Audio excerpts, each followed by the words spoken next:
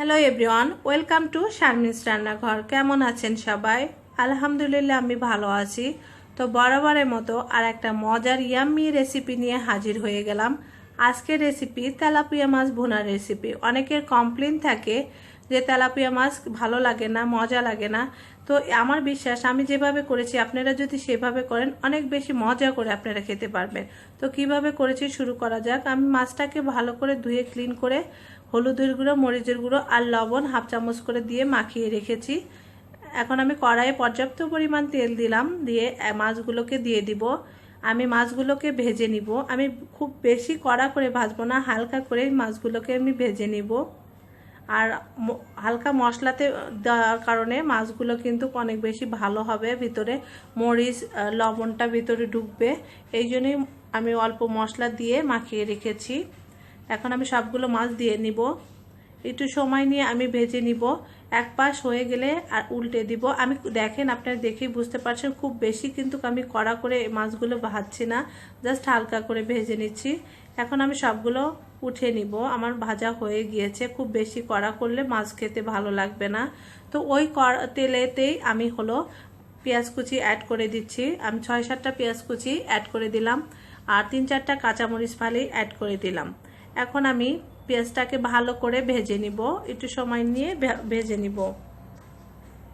তো আমার বিশ্বাস আমার এই রান্নাটা দেখে অনেকেই উপকৃত হবে। নতুন রাঁধুনি, ব্যাচেলার আরও যারা এভাবে করে না তারা অনেক উপকৃত হবে। এখন এর মধ্যে আমি একটা টমেটো কুচি দিয়ে দিলাম। টমেটো কুচিটা দিলে কিন্তু কালার, ফ্লেভার, টেক্সচার সব কিছু বেড়ে যাবে, একটু মজা হয়।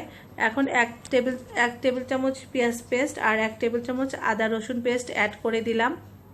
এরপর যে আমি অল্প একটু পানি দিব, যেহেতু মশলা দিব পুড়ে না যায়, সেটা আমি সবসময় বলে থাকি। মশলাটা পুড়ে গেলে কিন্তু সেই কারিটা মজা লাগে না, অন্যরকম একটা ফ্লেভার চলে আসে। আর 1 চামচ মরিচের গুঁড়ো আর 1 চামচ আমি হলুদের গুঁড়ো দিচ্ছি আর 1 চামচ আমি দিয়ে দিব লবণ। আপনারা লবণ, যেহেতু আমি লবণ মরিচ এগুলো আগে দিয়েছি, সেই হিসাবেই অ্যাডজাস্ট করবেন, কারণ তা না হলে কিন্তু লবণ ঝালের পরিমাণটা বেড়ে যেতে পারে। যেহেতু কাঁচামরিচও আছে, পরে টেস্ট করে আবার কম বেশি করতে পারেন।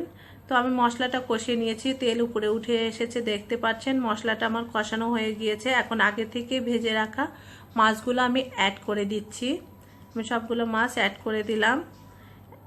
এখন আমি ভালো করে মশলার সঙ্গে মাছগুলো মিক্সড করব। তো আমি সময় নিয়ে একটু মাছগুলো মিক্সড করে নিচ্ছি, যেন মশলার সঙ্গে মাছগুলো প্রপারভাবে ঢুকে যায়, মিশে যায়। তো সুন্দর করে একটু সময় নিয়ে আমি মিক্সড করব। আপনারা এইভাবে করে দেখবেন, অনেক বেশি মজার হয়ে থাকে। যারা কমপ্লেন তেলাপিয়া মাছ খেতে চান না, তো আমার বিশ্বাস এইভাবে করলে আপনারা 100% অনেক বেশি মজা করে খেতে পারবেন এবং অনেক বেশি পছন্দ করবেন। তো আমার কষানো হয়ে গেছে, আমি 1-2 মিনিট ওইভাবে ভেজে নিলাম। নিয়ে 1 কাপের মতো পানি অ্যাড করে দিলাম। আপনারা দেখতে পাচ্ছেন আমি পানি অ্যাড করে দিয়েছি।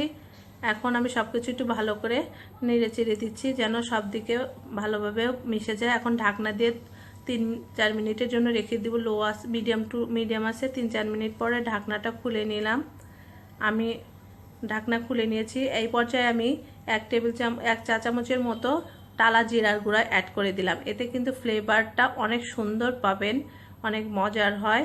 এই পর্যায়ে একটু লবণটা টেস্ট করে দেখবেন। আপনারা ঝোল যদি আর একটু কম খেতে চান তাহলে আর একটু জাল করে কমিয়ে নিতে পারেন। তো আমার হয়ে গেছে, আমি নামিয়ে পরিবেশন করলাম। তো তৈরি হয়ে গেল মজাদার তেলাপিয়া মাছের রেসিপি।